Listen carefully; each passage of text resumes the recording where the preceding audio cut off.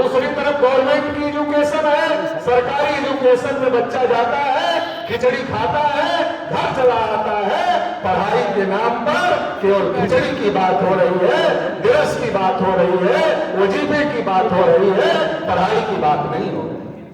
बहुत सारे सरकारी स्कूलों को बंद करने का अभियान सरकार चला रही है पूरे देश भर में, और टीचरों को संख्या के अनुपात में रखा जा रहा है, छात्र संख्या के अनुपात में रखा जा रहा है। मेरा ये कहना है, अगर किसी स्कूल में 5 क्लास है, 5 क्लास में अगर बच्चे हैं पढ़ने वाले, तो 5 अध्यापक तो लगेंगे। लेकिन सरकार क्या कह रही है, टोटल जितनी संख्या है हम उसके आधार पर अध्यापक रखेंगे, हम 5 क्लास के लिए 5 अध्यापक नहीं रखेंगे। और ज्यादातर प्राइमरी सरकारी स्कूलों में 5 क्लास के लिए 5 अध्यापक नहीं। किसके बच्चे जा रहे हैं पढ़ने के लिए? हमारे आपके बच्चे जा रहे हैं पढ़ने के लिए, इस देश के बहुजन समाज के बच्चे जा रहे हैं पढ़ने के लिए। आपकी जड़ों में गर्म पानी डालकर, एजुकेशन ना देकर, आपके जो नॉन क्रीमी लेयर है उनको तो पहले ही उनके जड़ में गर्म पानी डाल दिया जा रहा है। नॉन क्रीमी लेयर जो है उसका बच्चा सरकारी स्कूल में जा रहा है और वहां गर्म पानी आपकी जड़ों में डाल दिया जा रहा है। और दूसरी तरफ जो क्रीमी लेयर है, जो आपके समाज का क्रीमी लेयर है, वो क्रीमी लेयर का क्या है, वो क्रीमी लेयर को क्रीमी लेयर लगा करके सरकार रोकना चाहती है कि आप अपने बच्चे को पढ़ा तो दोगे, आप अपने बच्चे को अच्छी एजुकेशन दिला तो दोगे, लेकिन हम आपके बच्चे को प्रशासन में नहीं आने देंगे, हम आपके बच्चे को नौकरी में नहीं आने देंगे। मतलब जो गरीब है उसको पढ़ने ही नहीं देंगे, और जो थोड़ा मजबूत हो गया है वो अपने बच्चे को पढ़ा सकता है, तो उसको क्रीमी लेयर लगा करके रोक देंगे, उसको आने नहीं देंगे। संविधान सभा में जब बात चल रही थी तो क्रीमी लेयर का विरोध किया गया था, और क्रीमी लेयर SC/ST के आरक्षण पर लागू नहीं किया गया था। आज ओबीसी के साथ क्रीमी लेयर की समीक्षा अगर की जाए तो ओबीसी को सबसे बड़ा नुकसान क्रीमी लेयर से हुआ है, इसलिए SC/ST को भी क्रीमी लेयर नहीं होना चाहिए। लेकिन हाई कोर्ट और सुप्रीम कोर्ट में बैठे जजों के माध्यम से अगर यही फैसला कोई सरकार करती तो उसके खिलाफ लोग लामबंद हो जाते। सरकार को पता है कि हम ये फैसला करेंगे, सरकार चलाने वाले लोगों को तो पता है कि ऐसे लोग लामबंद हो जाएंगे तो सरकार चलाना मुश्किल हो जाएगा। इसलिए सरकार चलाने वाले लोग क्या कर रहे हैं, अब जो सरकार चलाने वाले लोग जो खुद कानून नहीं बना सकते, वो कानून हो हाई कोर्ट और सुप्रीम कोर्ट को आगे कर करके ऐसे आदेश निकलवाने की कोशिश कर रहे हैं। तो ये जो षड्यंत्र चल रहा है, इस षड्यंत्र को समझना चाहिए। हाई कोर्ट और सुप्रीम कोर्ट में बैठे जज बार बार मेरिट की बात करते हैं, बार बार मेरिट की बात करते हैं, बार बार इंसाफ की बात करते हैं, बार बार न्याय की बात करते हैं, लेकिन क्या कभी वो अपने हाई कोर्ट और सुप्रीम कोर्ट में भी इंसाफ की बात करते? क्या कभी अपने हाई कोर्ट और सुप्रीम कोर्ट में वो मेरिट की बात करते हैं? चपरासी बनने के लिए परीक्षा है, बाबू बनने के लिए परीक्षा है, थर्ड क्लास फोर्थ क्लास की नौकरी के लिए परीक्षा है, मगर हाई कोर्ट का जज बनने के लिए परीक्षा नहीं है, सुप्रीम कोर्ट का जज बनने के लिए परीक्षा नहीं है। वहां सामाजिक न्याय की भी जरूरत नहीं है, दूसरों के लिए सामाजिक न्याय की जरूरत है, मगर सुप्रीम कोर्ट हाई कोर्ट वालों ने वहां लागू करने के लिए सुप्रीम कोर्ट के हाई कोर्ट के जजों को सामाजिक न्याय लागू करने की जरूरत नहीं है। तो ये जो तमाम प्रकार का षड्यंत्र, तमाम प्रकार की साजिशें इस देश में हो रही है, रिजर्वेशन को पूरी तरीके से खत्म करने के अभियान पर इस देश में काम हो रहा है, और पूरी तरीके से जिस प्रकार से प्रतिदिन निजीकरण हो रहा है, आने वाले समय में रिजर्वेशन केवल कागज का विषय होगा, बहस का विषय होगा, राजनीति का विषय होगा, लेकिन ये विषय हमारे आपके हक अधिकार का नहीं होगा, क्योंकि रिजर्वेशन सरकारी सेक्टर में है, गवर्नमेंट सेक्टर में है, पब्लिक अंडरटेकिंग सेक्टर में है, उसको खत्म करने की साजिश दिन रात हो रही है। इस देश में वर्गीकरण का मामला भी खड़ा किया गया। कब खड़ा किया गया? पहले हमको टाइमिंग समझना होगा।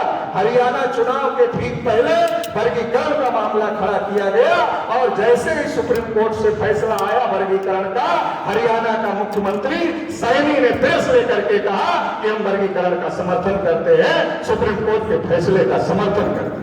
एक तरफ भारतीय जनता पार्टी ने हरियाणा में ये समर्थन करने का काम किया, उसके मुख्यमंत्री ने आगे आकर के समर्थन करने का काम किया, दूसरी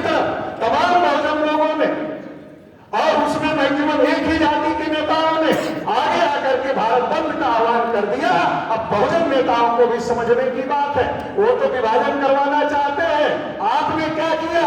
वो लेना देना कुछ नहीं है। उत्तर प्रदेश में लगातार अभियान चलाया गया भारतीय जनता पार्टी के द्वारा कि यादव ने खा लिया, जादव ने खा लिया, जो कार्यकाल सरकार का हो गया।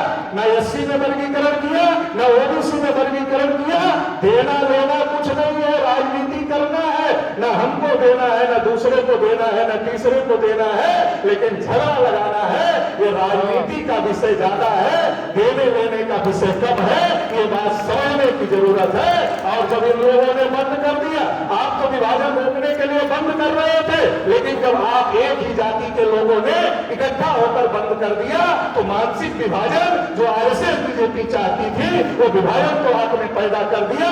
और जब वो विभाजन पैदा हो गया, वो विभाजन पैदा होने की वजह से हरियाणा के रिजल्ट में उसका भी असर है। वो असर आप देख सकते हैं। तो हमें समझने की जरूरत है। मैं तो माननीय वामन मेश्राम साहब से ही एक बार सुना था कि पंजाब में जब ये मामला खड़ा हुआ था और पंजाब में जब ये जाति जाति में शेड्यूल कास्ट का झगड़ा लगाने का काम शुरू हुआ था, तो माननीय काशीराम साहब पंजाब गए, पंजाब में प्रेस कॉन्फ्रेंस लिया और प्रेस कॉन्फ्रेंस लेकर कहा हमारा हिस्सा भी उन लोगों को दे दिया जाए जिसको नहीं मिला है। तो काशीराम साहब ने क्यों कहा?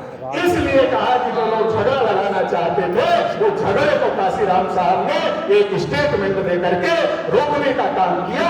तो हमें कुछ बातें समझने की जरूरत है। जो राजनीतिक साजिश चल रही है, जो राजनीतिक चाल चल रही है, उसको भी समझने की जरूरत है। और इस देश में जिसकी जितनी संख्या भारी, उसकी उतनी हिस्सेदारी। इससे बढ़िया नारा कुछ भी नहीं हो सकता। ये सबसे बढ़िया नारा है। और आज मान्यवर काशीराम साहब का स्मृति दिन है, तो इस मौके पर हम ये कहना चाहते हैं कि यही नारा लागू होना चाहिए। सबकी गिनती करो, 100% रिजर्वेशन लागू कर दो। जिसकी जितनी संख्या भारी, उसकी उतनी हिस्सेदारी। ये जो रोज रोज की नौटंकी चल रही है रिजर्वेशन के नाम पर, जो रोज रोज का झगड़ा लगाया जा रहा है रिजर्वेशन के नाम पर, भाई को भाई से लड़ाया जा रहा है, ओबीसी को ओबीसी से लड़ाया जा रहा है, एससी को एससी से लड़ाया जा रहा है, एसटी को एसटी से लड़ाया जा रहा है। ये नौटंकी बंद होनी चाहिए और सबको सबकी संख्या के अनुपात में हिस्सा मिलना चाहिए।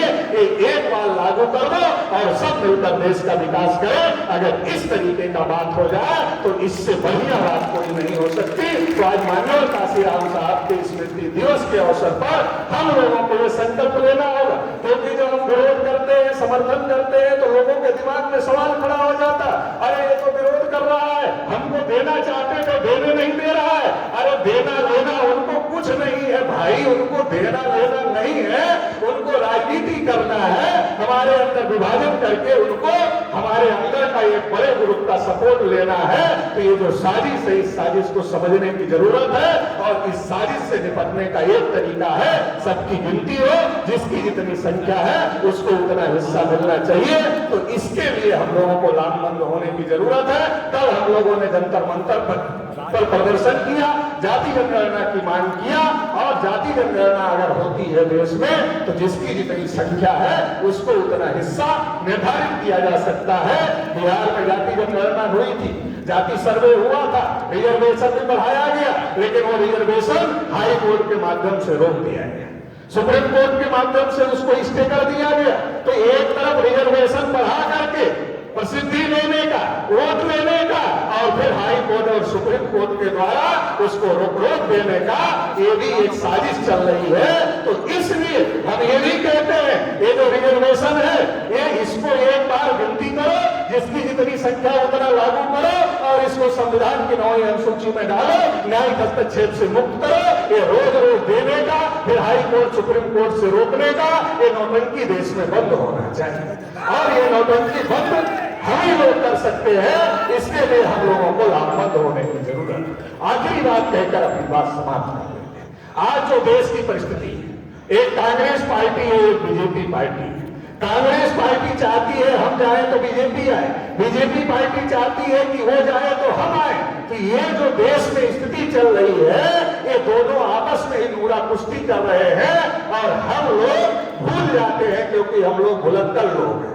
2014 में कांग्रेस पार्टी के खिलाफ लोग कितना बोल रहे थे, लोग कितना परेशान थे, और मोदी जी आ गए तो कह दिया अच्छे दिन लाएंगे, 15-15 लाख रुपया खाते में डालेंगे, किसानों की इनकम 2 गुना कर देंगे, काला धन वापस ले आएंगे। जितना कहा था उसमें से कुछ भी किया? कुछ भी नहीं किया।